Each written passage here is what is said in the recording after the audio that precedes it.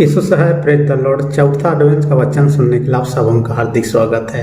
हम देखते हैं कि लोग अलग अलग तरीक़ा से अपने बातों को, अपने मैसेज को, अपने संदेश को एक दूसरे तक पहुंचाते हैं। आजकल तो मोबाइल के माध्यम से व्हाट्सएप या तो ईमेल दूसरे जरिए से लोगों तक पहुंचाते हैं, लेकिन ऐसा भी समय था जो लोग मौखिक रूप से एक व्यक्ति को भेज कर दूसरे व्यक्ति तक संदेश पहुँचाया करते थे, या तो लिखित रूप से उसे देकर उसके माध्यम से पहुँचाया जाता था। और ऐसा नबियों के माध्यम से परमेश्वर ने भी किया।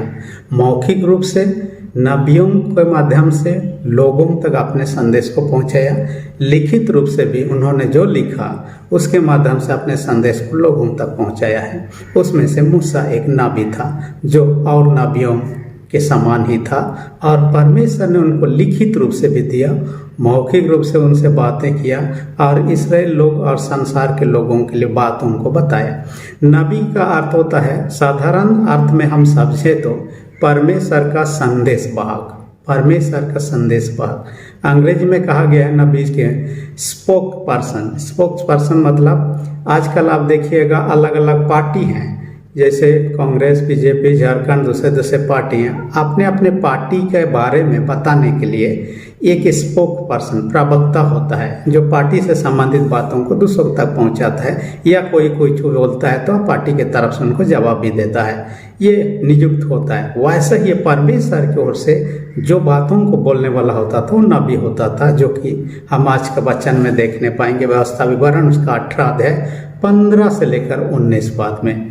और यहाँ पर हम देखने पाते हैं कि नबी जो हम बाइबल में पाते हैं लगभग 88 नबियों के बारे में चर्चा मिलता है, जिसमें से पुराना नियम में 63 नबियों के बारे में चर्चा हम पाते हैं और नए नियम में 25 नबियों के बारे में चर्चा हम पाते हैं।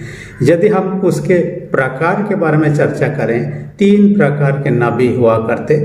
साधारण रूप से बड़े नबी जैसे कि यशायाह, यिर्मयाह, यहेजकेल, दानियल, ये 4 लोग बड़े नबियों में गिनती किए जाते हैं बाइबल में। उसके बाद छोटे नबी जो बाइबल में 12 नबियों की चर्चा हम पाते हैं, यानी कि लिखित रूप से उनका पुस्तकों को हम पाते हैं। इसके अलावा तीसरे प्रकार के अन्य प्रकार के नबी जिन्होंने लिखा हो चाहे नहीं लिखा हो, लेकिन नबी कहलाए, अपने कामों को किया परमेश्वर के उद्देश्य के निमित्त। जो कुछ भी है, साथ ही साथ झूठे नबी भी उठ खड़े हुए। उस समय में सच्चे नबी तो थे, इनके अलावा झूठे नबी उठ खड़े हुए। आज का वचन का शीर्षक मैंने रख दिया यीशु सबसे बड़ा नबी। यीशु सबसे बड़ा नबी या यीशु सच्चा नबी के रूप में ये भी कहा जा सकता है। यीशु मूसा के समान नबी, इसलिए कोई भी शीर्षक रख सकते हैं, परंतु इसके अंतर्गत 2 पॉइंट पर हम चर्चा करने वाले। पहला पॉइंट जो कहता है यीशु प्रतिज्ञत नबी है। प्रतिज्ञत नबी, यीशु प्रतिज्ञत नबी कहने के पीछे पहले से यीशु के बारे में कहा गया था कि एक नबी आएगा और कुछ काम करेगा। इसके बारे में चर्चा करते हैं। और सबसे पहले आज का वचन को जब हम देखते हैं, मूसा स्वयं जो व्यवस्था विवरण का लेखक है, उन्होंने कहा है उस समय के घटना के अनुसार होगा जब होरेब में यानी सिनाई पहाड़ पर, जहाँ 10 आज्ञाओं को परमेश्वर ने मूसा के हाथों से दिया और देने से पहले लोगों को कहा अपने आप को शुद्ध करो, और जिस पहाड़ पर उतर कर उनको देने वाला था, बात करने वाला था, वहाँ पर घेराबंदी कर दिया जाए। लोग घेरा के पास ना पहुँचे, दूर ही रहे, घेरा को भी ना छुएगा तो परमेश्वर इतना पवित्र है कि अशुद्ध मनुष्य मर जाएगा तुरंत। और ऐसा परमेश्वर उतरता है और बादल से लोगों से बातें करता है। उनके बातों को, उनका गरज को, उनके ये को देखकर लोग डर जाते हैं। और उन्होंने कहा हमसे ऐसे परमेश्वर डायरेक्ट बातें ना करें, अब परमेश्वर से बातें कीजिए, परमेश्वर जो कुछ हमें कहना चाहता है आपके माध्यम से हम सुनेंगे। लोगों ने जैसे कहा तो उसी रिक्वेस्ट, उसी अनुरोध के तहत में यीशु मसीह के जगत में आना होता है नबी के रूप में, और परमेश्वर की ओर से जो कुछ बोलना है सब बातें यीशु मसीह के द्वारा लोगों को बताया जाएगा, ऐसा कहता है। इसलिए यीशु मसीह को कहता है मूसा के समान नबी। और मूसा के जो गुण था, उन गुणों को हम यदि कुछ खास गुण की चर्चा करेंगे, मूसा ने लोगों का अगुवाई किया, लीडर बना। यीशु मसीह स्वर्ग का अगुवाई करता है लोगों को, उसके बिना वहाँ जा ही नहीं सकते, रास्ता किसी ने देखा नहीं है। दूसरी बात हम देखेंगे, मूसा लोगों के लिए प्रार्थना करता, परमेश्वर से बातें करता, मध्यस्थता का काम करता था। और मध्यस्थता का काम यीशु मसीह करता है। और क्या करता है?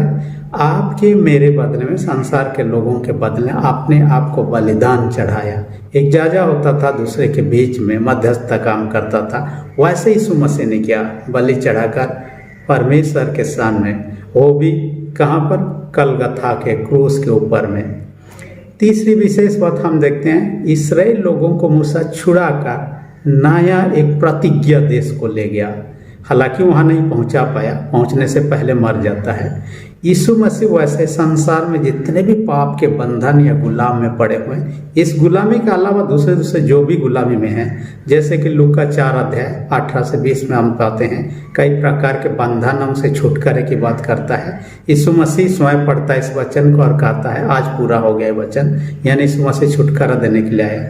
जैसे उन्होंने मूसा ने मिस्र से छुटकारा देकर एक नया देश को, प्रतिज्ञित देश को पहुंचाने का काम कर रहा था, यीशु मसीह वैसे ही स्वर्ग या कनान देश जो स्वर्ग में है वहाँ पर पहुंचाने का काम करता है। हालांकि मूसा पहुंचा नहीं पाया और दूसरे लोग यहोशू के बाद में आता है, वो वहाँ पहुंचाता है।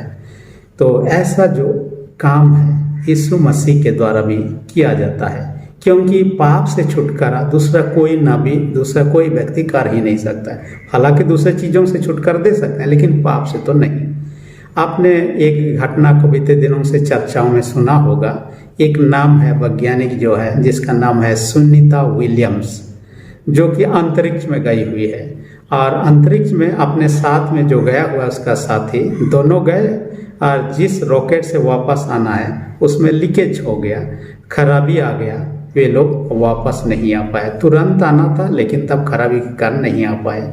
इस कारण से उनको इंतजार अभी भी करना पड़ रहा है। और कहा जा रहा है कि आने वाला साल फरवरी महीना में एलन मस्क, आप जानते हैं, जो कि धनवान व्यक्ति, विद्वान व्यक्ति, आजकल चर्चा का कारण बना हुआ है, इसलिए कि लोगों को और एक दूसरा ग्रह जहाँ पर लोग नहीं रहते वहाँ लेने का वो प्रयासन कर रहा है।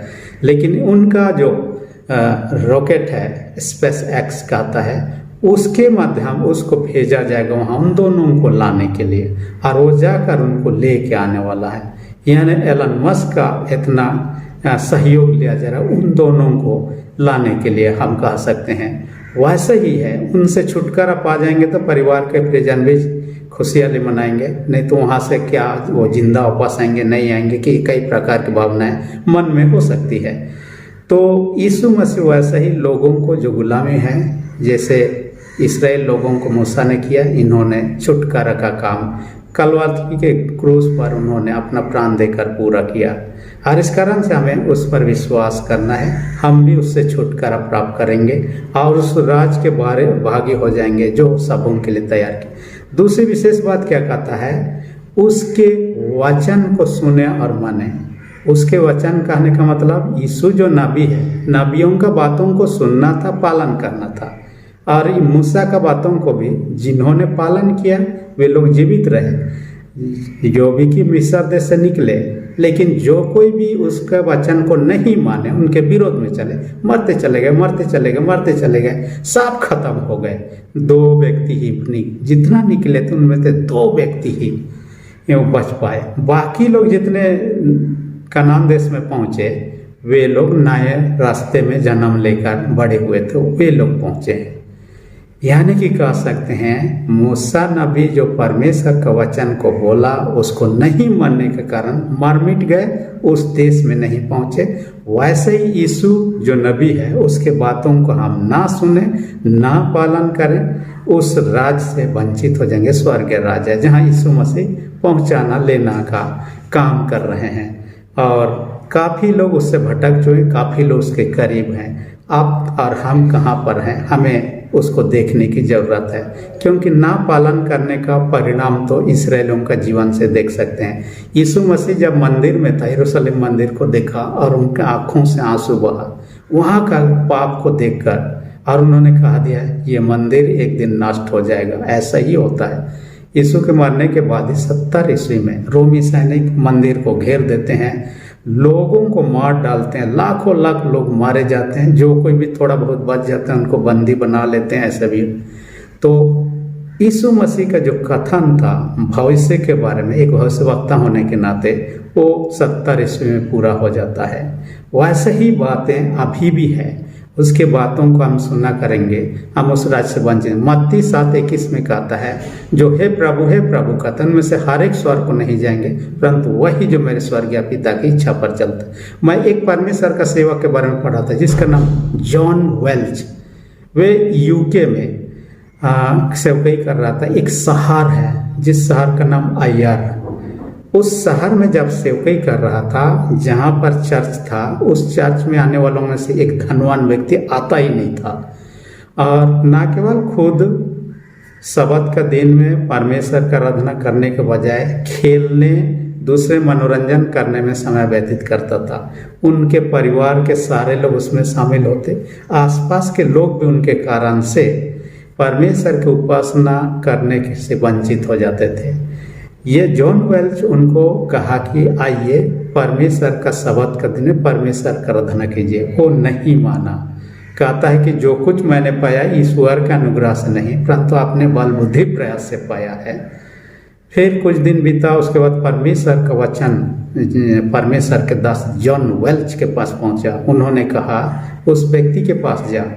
जॉन वेल्च जाता है, उसके घर के गेट के सन्मुख खड़ा हो जाता है, उनको बुलाता है। बुलाने के बाद परमेश्वर ने मुझे संदेश दिया है, आप जो अपने धन संपत्ति जिस पर आप घमंड कर रहे हैं, जिनके कारण से आप नहीं आ रहे हैं, परमेश्वर आपसे वो सारे चीज छीन लेने वाला है। मैं नहीं कहता, परमेश्वर ने मुझे ऐसा बोलने के लिए कहा। उन्होंने कहा देख लूँगा मैं, और ऐसा ही किया। काफ़ी समय जैसे दिन बीतते गया, उसका जो बिजनेस था उसमें नुकसान होने लगा। नौबत यहाँ तक आ गया कि कर्जा में डूबना पड़ा। यहाँ तक नौबत आ गया, जिस आलीशान घर में रहा करता था उस घर को बेचना पड़ा और उसको बेघर होना पड़ा। तब उन्होंने उस बातों को याद किया जो जॉन वेल्च ने उनसे कहा था कि मैं अपने प्रयास से इतना दम पर पाया हूँ, परमेश्वर कौन होता है। इन चीज़ों को उन्होंने याद किया। सचमुच में परमेश्वर का दास ने परमेश्वर के विषय में सही बात कहा है। आज भी आप और हम यदि उसके बातों को नहीं मानेंगे, प्रेरितों के काम 3:23 में कहता है, जो उसके बातों को नहीं पालन करेंगे, नहीं मानेंगे, वे दंडित किए जाएंगे। यहाँ साफ साफ लिखा हुआ है उस भविष्यवक्ता के बातों को, जो यीशु मसीह। इसलिए हम ऐसा ना हो, दंड ना हो, परमेश्वर के अनुग्रह से उस राज के अधिकारी हो सके। इस निमित्त परमेश्वर के साथ बने रहे, उसके विश्वास पे बने रहे, उसके उपासना करें, उसकी महिमा स्तुति करें। परमेश्वर सब हमको इस वचन का अधिक से आशीष दे। आमीन। हम प्रार्थना करें। से नाम को जीत पिता धन्यवाद देते हैं, आज के वचन के दौरान से बातें किया। हर एक वचन सुनने वाले छोटे बड़े सबों को स्वर्गीय आशीष से भर दे। जो लोग बीमार उनको यीशु के नाम से चंगाई दे। जिनका विश्वास कमजोर, उनके विश्वास को दृढ़ मजबूत कर, प्रार्थना यीशु के नाम से मांगते हैं। आमीन। यदि अब तक आपने मेरे चैनल को सब्सक्राइब नहीं किया, रेड बटन को प्रेस करके सब्सक्राइब कर दीजिए, और यदि वीडियो अच्छा लगे तो लाइक बटन को भी दबा दीजिए। धन्यवाद।